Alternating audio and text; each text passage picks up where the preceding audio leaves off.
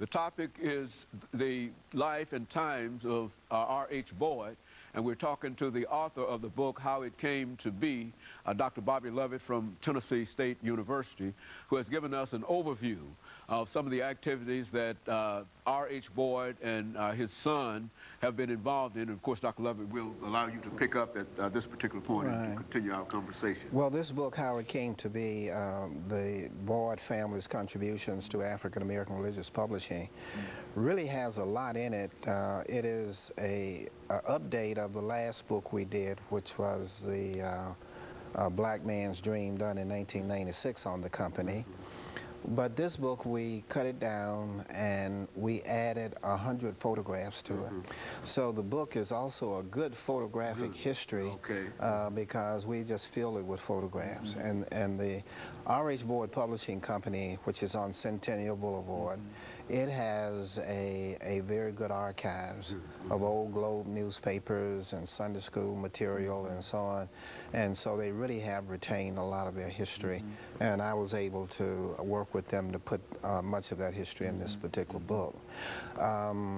The most flamboyant of the Boyd leaders at the publishing board was Henry Allen Boyd. Henry Allen Boyd. And if you see him in the book, he's all dressed in white. He has white shoes on. He's always immaculately dressed.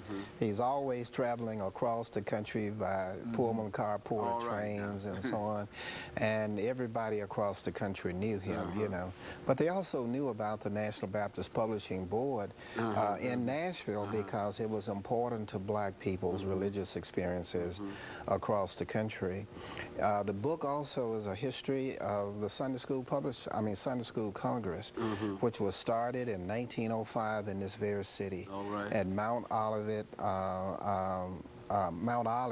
Missionary Baptist Church, which is up on Albion Street, right behind Tennessee State University. That church was the home and still is the home of the Boyd family. Very good. And the Sunday School Publishing Board is, the Sunday School Congress was important in Black Baptist history because it was designed to do something about the young generation, and that is the future Black Baptists would be the young people. And so they had to be trained in the theology of the church and the doctrine of the church. And so the Sunday School Congress sets up every summer for a week. It sets up workshops and classes, and it focuses a lot upon, you know, the young people.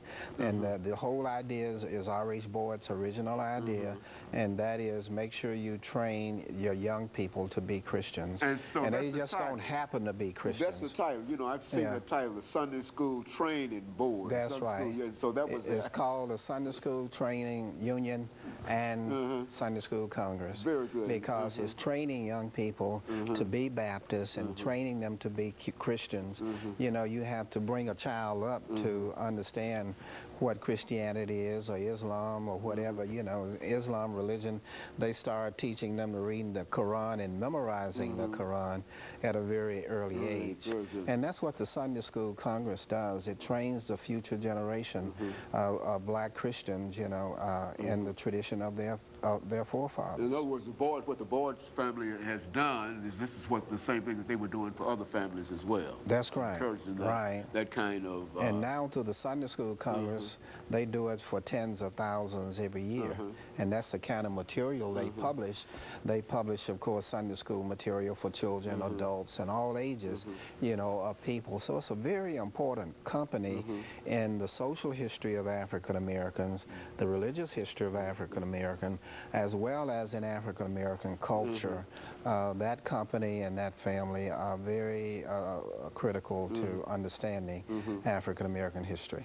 And so they played a crucial role in terms of the African experience. In a real sense, in terms of the American experience. These individuals a national role. And the publishing company also had churches down in Panama. So it was international too, and they had impact on the World Sunday School Congress, which is held every now and then someplace over the world. The board and their company always had a representative at the World Sunday School Congress. Very good. You know, Dr. Lovett, one of the descendants of this group is Dr.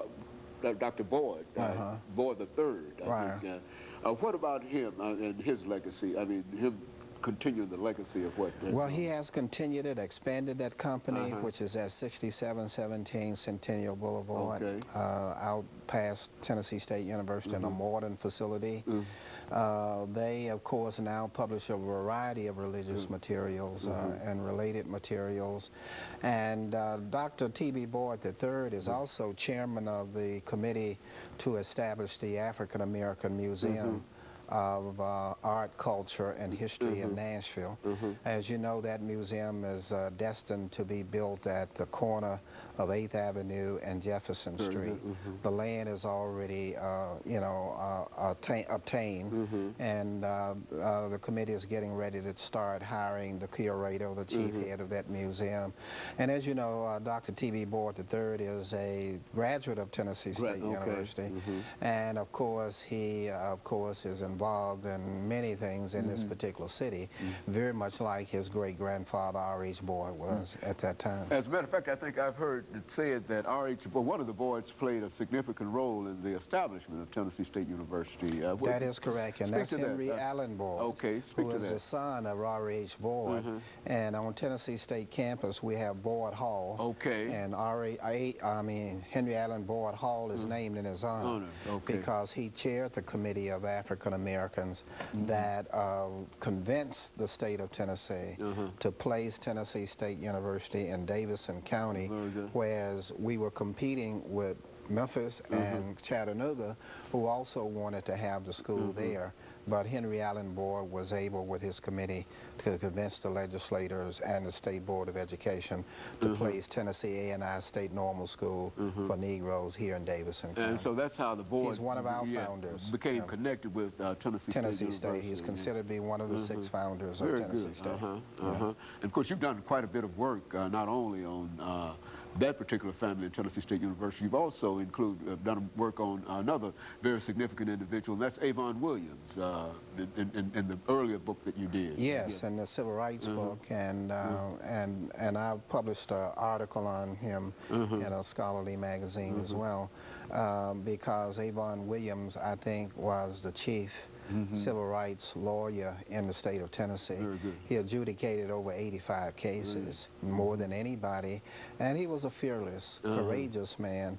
A lot of people didn't like him because he was fearless, courageous, and black. Well, that's generally what happens when you're fearless, courageous, and black. But, you know, you really have to give him a lot of credit. And there were others like Alexander Luby, and there were many black civil rights attorneys down in Memphis, like A.W. Willis Jr. and others who really are responsible for giving us the legal leadership we needed to get where we are today as African Americans. You know, Dr. Lovett, over the last 2 minutes, would you say that, and this is what I've gathered from some of the things that you've said here, and well as some of the things that you've written, that Tennessee played really a crucial role in the development of African American culture, history, and the whole thing, because I think you talked about civil rights and the whole thing, that the state of Tennessee has played such a...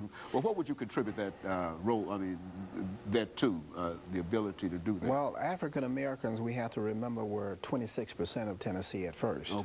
After the war, Civil War, that is 1 out of every 4. We're only about 16% today. But African Americans from slavery until now were a very crucial part of every aspect of life in the state of Tennessee. So I've devoted my career basically to revealing what kind of roles they played, you know, in every aspect of Tennessee. You know, I'm not an art historian or historian of science and so on, but I try to bring up as many pieces and tidbits as I can, and hopefully other people will take some of those and then expand it into greater investigations or even books. Very good. And of course, Dr. Lovett, I know that some of this information has been expanded, coming primarily from your activities, and you've done a real job in terms of making us aware of some of the things that people have become involved in. And I think that it's some of your activities dealing with the so-called freedom rides and all of that activity that we are now much more sensitive in a real sense and to what is going on. And of course, let me thank you, Dr. Lovett, over the last half minute for coming by and giving us that excellent information on the Boyd family. And I'm sure that that kind of information will further enlighten us, not only in terms of the publishing aspect, but in terms of all aspects that this family was involved in and has been involved in. And we want to thank you for that. And let me encourage our audience to tune in again next week for another informative edition of Comments. Thank you and good morning.